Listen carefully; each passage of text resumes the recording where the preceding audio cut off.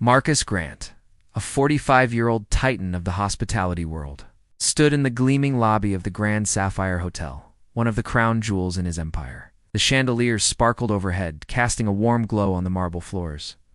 Guests in tailored suits and designer dresses glided through, their voices a soft hum against the clink of champagne glasses at the bar.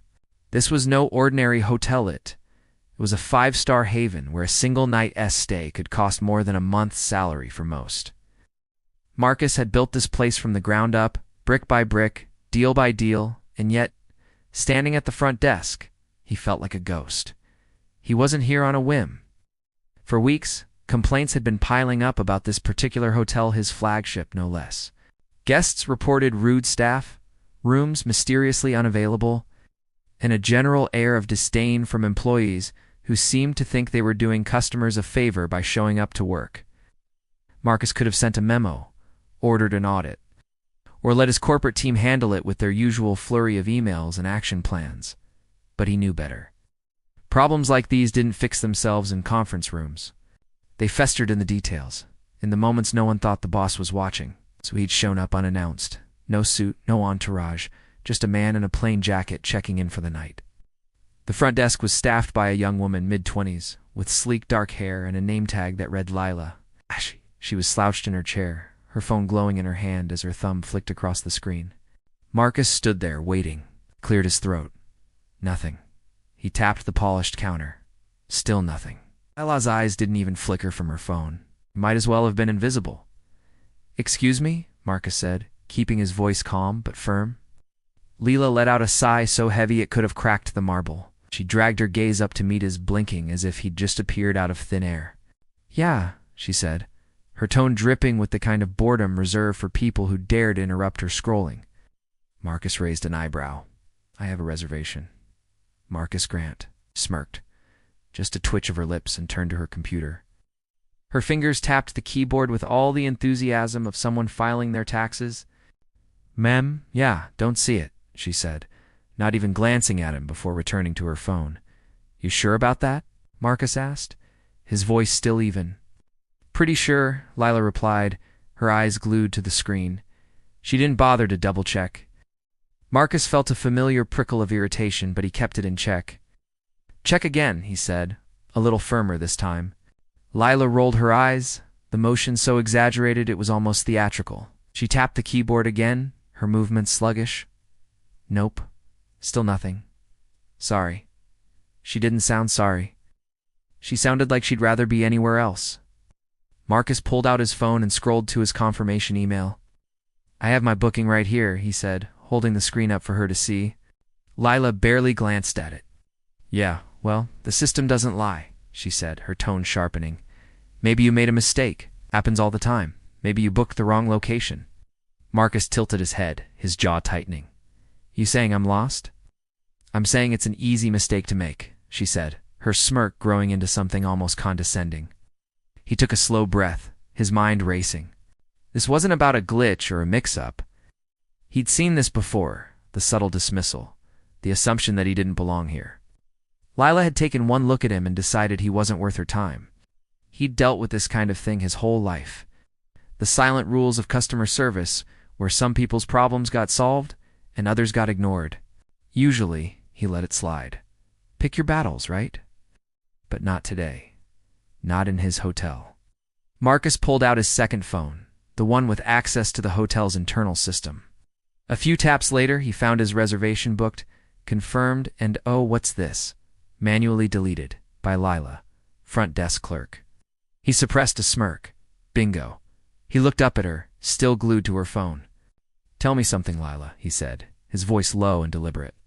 "What happens when you delete a reservation?" She barely glanced at him. "Oh, it just removes it from the system. No big deal. And who has the ability to do that?" Lila shrugged, still scrolling. "Only front desk staff, obviously. Like yourself," Marcus said, his tone neutral, but pointed. She blinked, finally looking up. Yeah, why?" Marcus turned his phone around, showing her the activity log with her name right next to the deletion. Her eyes widened, just for a second, before she tried to cover it with a nervous laugh. I mean, I didn't. Don't even try it," Marcus cut her off. his voice calm but sharp enough to slice through her excuse. Lila's face paled. Her fingers twitched, like she was searching for a way to undo what she'd just been caught doing. Marcus leaned in slightly, his voice dropping lower. "So, tell me, Lila, why'd you delete my reservation?" Her mouth opened and closed. For the first time all night, she was speechless. Marcus smirked. Yes, this was going to be one hell of a night. Marcus stood there, watching Lila squirm. Her confident smirk was gone, replaced by a deer-in-headlights look that was almost comical. Almost, he could feel the anger bubbling up, but he kept it locked down. This wasn't just about him. It was about every guest who'd been dismissed, ignored, or treated like they didn't matter. It was happening in his hotel. I didn't mean to, Lila stammered, her voice barely above a whisper. It must have been a mistake. A mistake, Marcus repeated, his tone flat. You accidentally deleted my reservation. After I showed up. After you looked me up and decided I didn't belong here? Her eyes darted to the side, avoiding his gaze. I don't know what you're talking about, she muttered, but the tremor in her voice betrayed her. Marcus took a step back, forcing himself to stay calm. He wanted to rip into her, to let the entire lobby know what she'd done, but that wasn't the play. Not yet. He needed to handle this with precision. Here's what's going to happen, he said, his voice steady. You're going to find me a room, right now? Lila hesitated, her fingers hovering over the keyboard. She glanced at him, then at the screen, then back at him. Finally, she started typing, her hands shaking slightly. Okay, I found a room, she said, her voice barely audible. Course you did, Marcus said, his tone dry. She grabbed a keycard and slid it across the counter, still avoiding eye contact. Here you go, sir. Marcus didn't touch it. Which room? 1219, she said, her voice faltering. He sighed. Room 1219 was a disaster tucked in a corner by the service elevators, with a view of the back alley and the constant hum of the HVAC unit. He knew every inch of this hotel, every room, every flaw. He designed the damn place. And this was deliberate. Lila thought she could get away with sticking him in the worst room in the building. Lila, he said, tilting his head. Do I look stupid to you? Her face twisted, caught between panic and defiance. No. Then why the hell are you trying to play me like I guarantee know exactly what you just did? The lobby went quiet. A couple at a nearby table glanced over, their conversation stalling. A bellhop in the corner suddenly became very focused on rearranging luggage. Lila's face flushed red, and for a moment Marcus thought she might try to argue, but she didn't. She just stood there, frozen. Marcus picked up the keycard, turning it over in his hand. Thanks, Lila, he said, his voice laced with sarcasm. And with that, he turned and headed for the elevators. This wasn't over. Not by a long shot. The second Marcus stepped into room 1219. He knew Lila Hadanti just picked it to be petty shay. D chosen it to send a message. The room was clean, sure, but the faint hum of the elevator shaft vibrated through the walls, and the window looked out onto a dumpster that hadn't been emptied in days. He shook his head, almost laughing. If she thought this would break him, she had no idea who she was dealing with. Marcus set his bag down and pulled out his laptop. This wasn't about one bad employee or one bad night. This was about a rot in his hotel, and he was going to cut it out. He logged into the internal system and started digging. Guest complaints, staff reports, manager logs, everything tied to the Grand Sapphire, and what he found made his blood boil. Lila's name was everywhere. Front desk agent dismissed guest complaint without logging it. Guest reported unprofessional behavior at check-in. Staff involved. Lila. Lila refused service to a guest, citing policy, but provided no documentation. System errors affecting reservations. Lila involved in multiple disputes. She wasn't just bad at her job, she was actively sabotaging it, and yet she was still here. Why? Scrolled further and found the answer. Daniel Carter, the hotel manager. A quick scan of his file painted a clear picture, mid-40s. A career corporate climber who'd coasted on charm and excuses. Guest complaints had been piling up for months, maybe years, and Daniel had done nothing. No write-ups, no terminations, no accountability. He was the kind of manager who thought more training was a catch-all solution for every problem. Even when the problem was a person like Lila. Marcus leaned back in his chair, exhaling slowly. This wasn't just about Lila anymore. This was about a failure of leadership. Daniel had let his hotel turn into a customer service nightmare, and that was unacceptable. He closed his laptop and stood, his mind made up. It was time to pay Daniel a visit. Marcus strolled back to the lobby, his steps deliberate. The evening crowd had thickened, guests checking in, others heading to the bar or the restaurant. Lila was still at the front desk, her posture stiffer now, like she was waiting for the other shoe to drop. Good. Let her sweat. Out. He walked past her without a glance and headed straight for the manager's office. The door was ajar, and Daniel Carter was inside, hunched over a spreadsheet, looking every bit like a man who hadn't had a good idea in a decade. Marcus didn't knock. He didn't need to. Daniel looked up, startled. "Can I help you?" he asked, his voice tinged with the fake politeness of someone who hated surprises. "Daniel," Marcus said, closing the door behind him. "We need to talk." Daniel blinked, clearly trying to place him. I'm sorry. Do I know you?" Marcus grinned, leaning against the door. "Marcus Grant. You work for me." Daniel's face went white. "Mr. Grant," he stammered, scrambling to his feet. What a surprise. Had no idea you were cut it," Marcus said, raising a hand. "You know what's happening at your front desk?" Daniel's mouth opened, then closed. He looked like a fish, gasping for air. Well, I think everything's wrong answer," Marcus said, crossing his arms. "I just had my own reservation deleted by one of your employees." Daniel's eyes widened. "I what?" "Who? Take a wild guess." Daniel swallowed hard. It was Lila, wasn't it?" Marcus nodded. Ding, ding, ding. Daniel winced, his hands fidgeting. "Listen, Mr. Grant, I was going to handle it. I swear, she's been challenging, but I thought she just needed more training." Training, Marcus repeated, letting out a sharp laugh.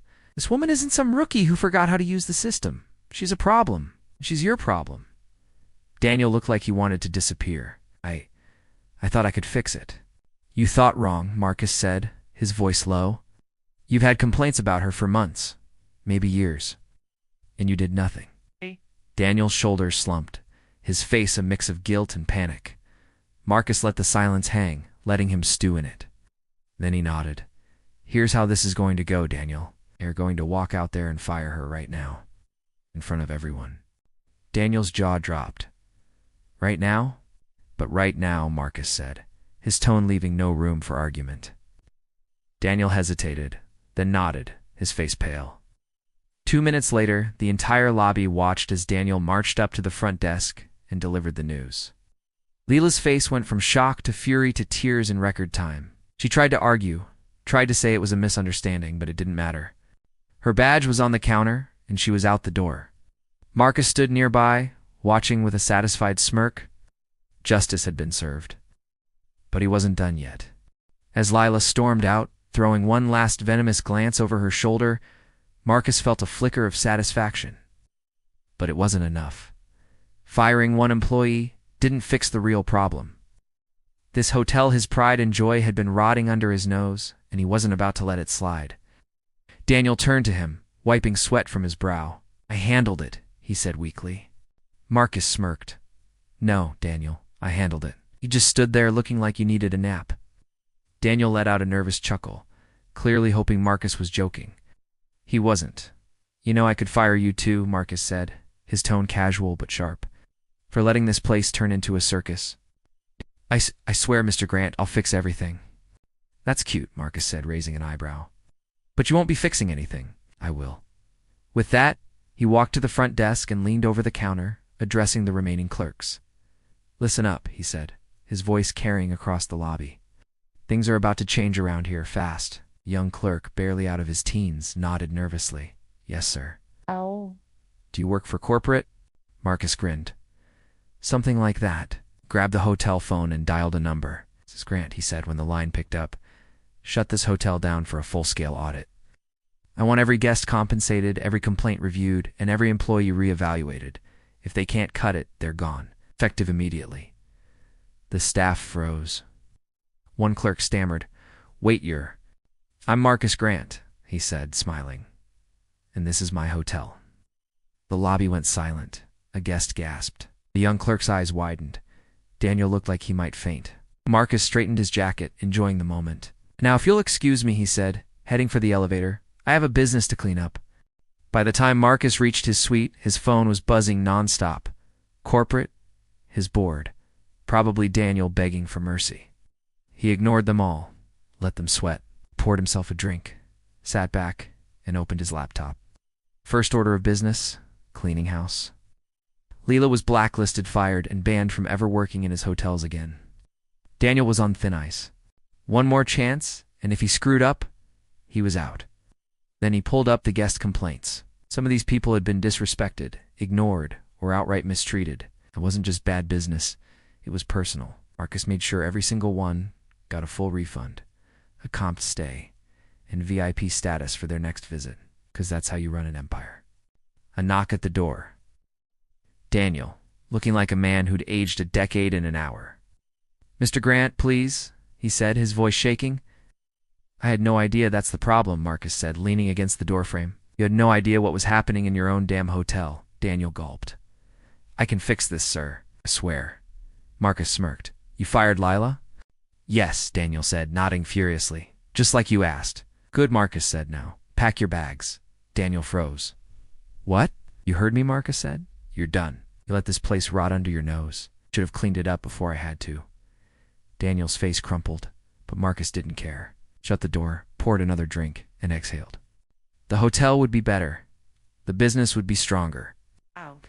And the next time someone thought they could pull this kind of stunt, they'd think twice. Because now, everyone knew who Marcus Grant was.